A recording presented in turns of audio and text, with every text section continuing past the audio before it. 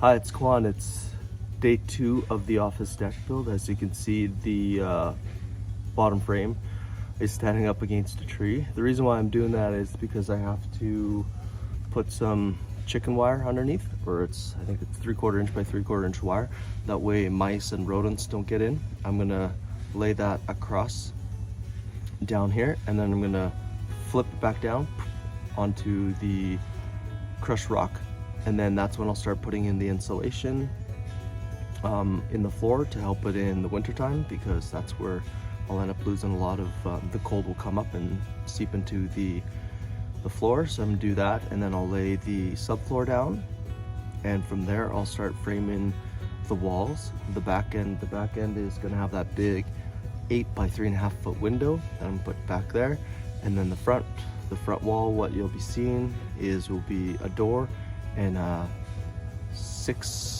5 by 6 window in there, and then it's gonna have a lean-to roof. So the goal today is to get this floor down, get the framing up, get the roof on, and I would be happy if I could get that done.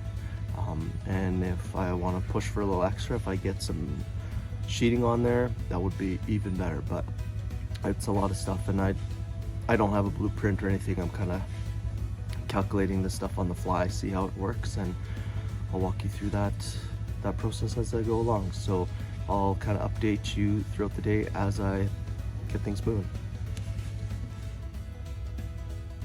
All right, it's been probably an hour and a half or so, and we have the rodent wire underneath the joists. Yeah, so we got that done. Now we're gonna flip it back. We're gonna level everything off, flip it back. I got my awesome father-in-law with his big muscles holding that platform up. And the trick to doing all that chicken wire stuff is don't use tin snips. Ain't nobody got time for that. Use an angle grinder and with a zip disc. I love this. This is one of my favorite tools. All right, the subfloor is in. It's 9 by 11, and it took, because we had lifted it up, when we put it back down, it kind of got a little wonky and out of square on us. So we had to square it again.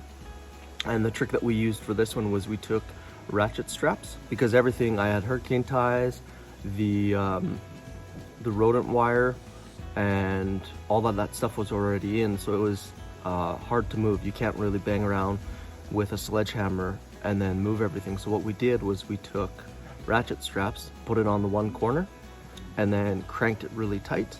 Once it was cranked tight and squared, we fastened the subfloor on, and this is 1/2 inch subfloor, and it's good one side, so then if I wanted to, I can just put my flooring right over top of it. But we'll see. It's if I need to, I could put another layer on after I get the walls up and everything, to see how if it's moving a little bit. So I put blocking in, but some of it was in the wrong place, so I said, meh, let's just get it done. Anyway, some of the tools that I use, I want to share with you.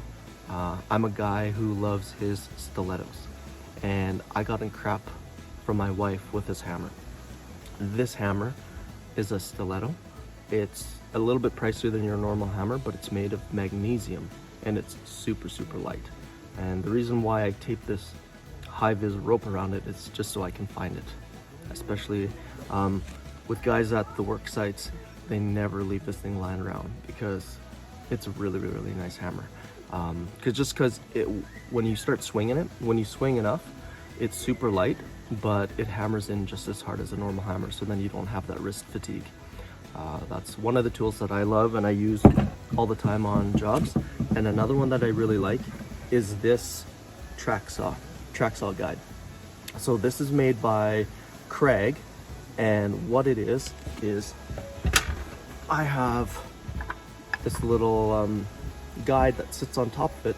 So it sits on top, and I don't have to do a lot of measurements and stuff.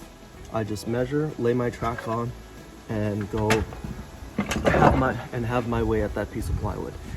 The reason why I like it, it makes things quicker, and it costs a fraction of an actual track saw, because if you get a cordless Milwaukee, DeWalt, or Festool track saw, they're probably around $800 to $1,000. All right, we got the back wall in. My father-in-law's put some screws, some structural screws down to fasten that bottom plate. And you can see it's a pretty big window in the back there. I have a 10-inch doubled up, or yeah, 2x10 for the header to hold. It's basically holding all the roof with that header, and the window is 8 feet by 3.5 feet. So it's going to be a nice big window in the office. Summertime will be super awesome because I'll be able to see the greenery and that, but in the wintertime it might be pretty bare, but it's all right because I might be able to see deer when I look out that window when all the leaves are gone this winter. So we'll find out when that time comes. All right, it's been a few hours and we have the front wall up. So as you can see, there is the 36-inch window or door. It's a really big door I got there. That's that door I got for 25-30% off, I can't remember. So that was awesome. And then this is the really big picture window that I got, and it's been a full day's work. And we have the back wall, the front wall. Tomorrow doing the side walls will be quick because there's no windows that I have to do, and then I'm gonna do the rafters, and then if I can get the sheeting in, that would be a lot of progress. So that's it for today's video, and I'm going to show you something else that's really cool and why I live at the lake. It's the end of the day, a long hard day, literally in the office, building the walls in the office, and this is what I'm going to relax to tonight. A nice little sunset on the lake. Bye everyone.